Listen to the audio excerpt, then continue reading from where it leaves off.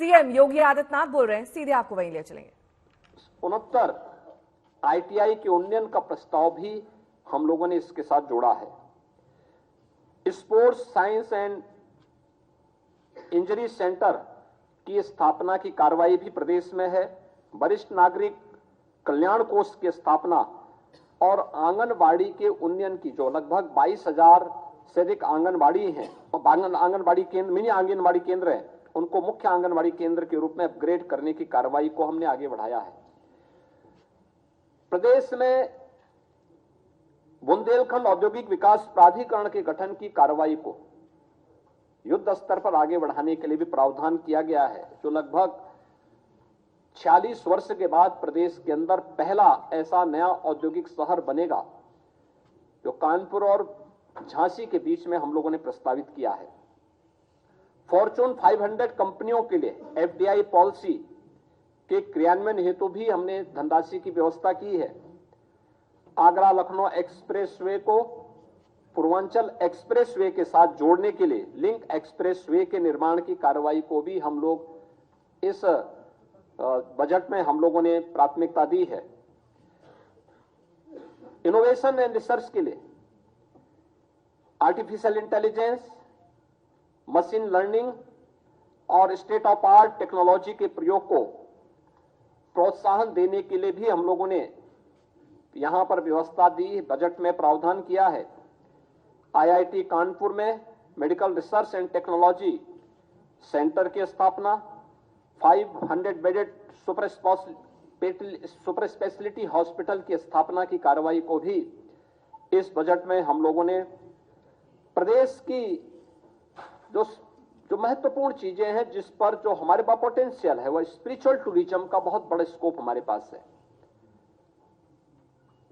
अयोध्या है, काशी है, मथुरा वृंदावन है, नैमिषारण्य है, विंध्यवासिनी धाम है, देवपाटन है, बरेली में नाथ कॉरिडोर है। इनकी थीम पर आधारित अवस्थापना विकास की कार्रवाई, प्रयागराज कुंभ के लिए अभी से प्रावधान करके उन सभी कार्यों को समयबद्ध तरीके से आगे बढ़ाने के साथ साथ कुंभ संग्रहालय की स्थापना प्रयागराज में करने और विभिन्न विकास की योजनाओं के लिए भी अभी से बजट का प्रावधान प्रयागराज कुंभ के लिए हम लोगों ने किया है। निसारनाथ गोय सांस्कृतिक केंद्र श्रृंगेरपुर के लिए, इसके अलावा आजमगढ़ में हरिहरपुर में संगीत महाविद्यालय की स्थापना और महर्षि वाल्मीकि सांस्कृतिक केंद्र चित्रकूट की स्थापना के लिए भी धनराशि की व्यवस्था की है। तो अयोध्या में अंतर्राष्ट्रीय रामायण एवं वैदिक शोध केंद्र की स्थापना के लिए भी बजट का प्रावधान इस बजट में किया गया है। कृषि हमारा एक प्राथमिक सेक्टर है यूपी जैसे राज्य में, जहां की एक बड़ी आबादी कृषि पर आधारित है।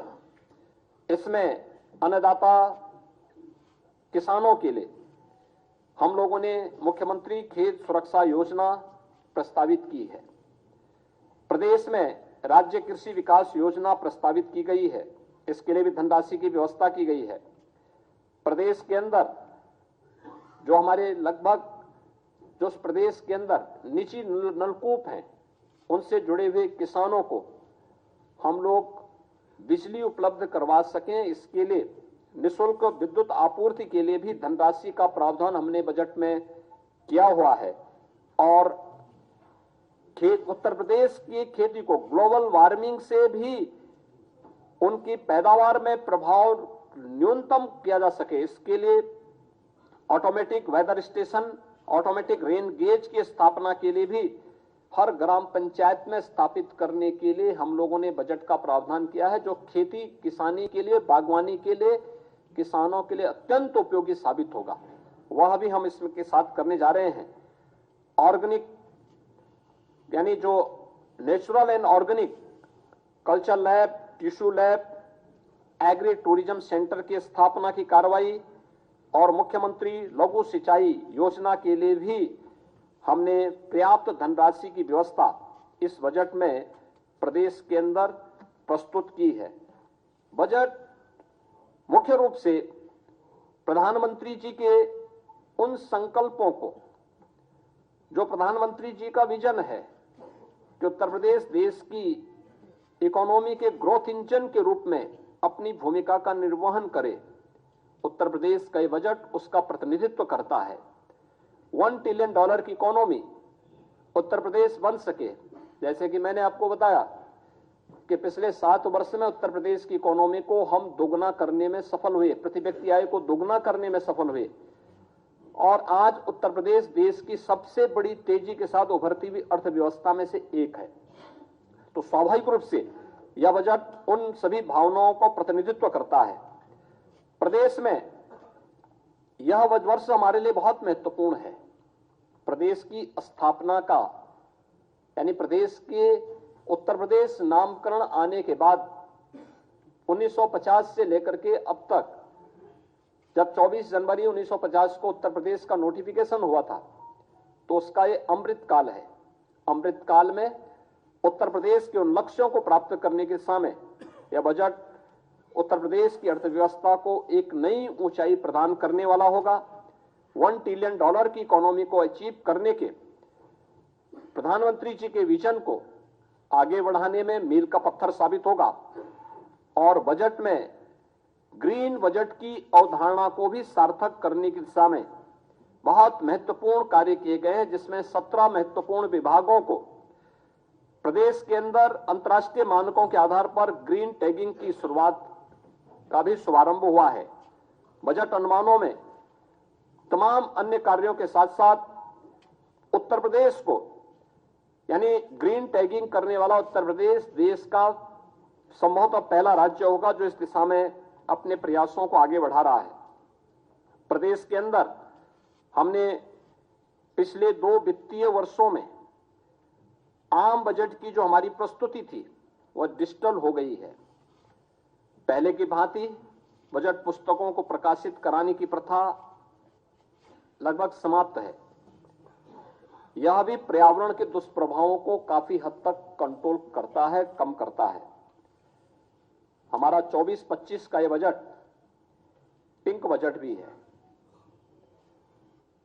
यह प्रदेश की मातृशक्ति को, माताओं और बहनों को, बेटियों को, उनसे संबंधित विभिन्न योजनाओं को चिन्हित करके उन पर भी फोकस किया गया, ध्यान आकर्षित किया गया है।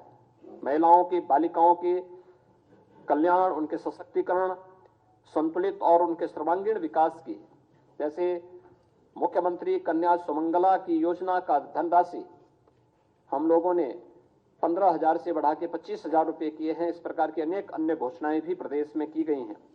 तो यह प्रदेश का जो हमारा बजट है, यह प्रदेश के उन समग्र संकल्पनाओं को पूरा करने वाला है जो आदरणीय प्रधानमंत्री जी की मंशा थी, और उनका जो संकल्प है, उन संकल्पों के अनुसार मेरा यह कहना है कि बजट लोक मंगल का बजट है, जन कल्याण का संकल्प है, उत्सव, उद्योग और उम्मीद, और यही है नए यूपी की यही तस्वीर। बजट के लिए मैं वित्त मंत्री श्री सुरेश खन्ना जी को, अपर मुख्य सचिव वित्त और उनकी पूरी टीम को लोक मंगल के लिए समर्पित इस संतुलित और समग्र विकास की अवधारणा पर आधारित बजट के लिए हृदय से बधाई देता हूं। उत्तर प्रदेश वासियों को भी इस बजट के लिए, जो उनके समग्र और संतुलित विकास में और उत्तर प्रदेश को देश की एक बड़ी अर्थव्यवस्था के रूप में स्थापित करने में निर्णायक भूमिका का निर्वहन करेगा, इसके लिए हृदय से बधाई देते हुए अपनी शुभकामनाएं देता हूं। धन्यवाद। जय हिंद।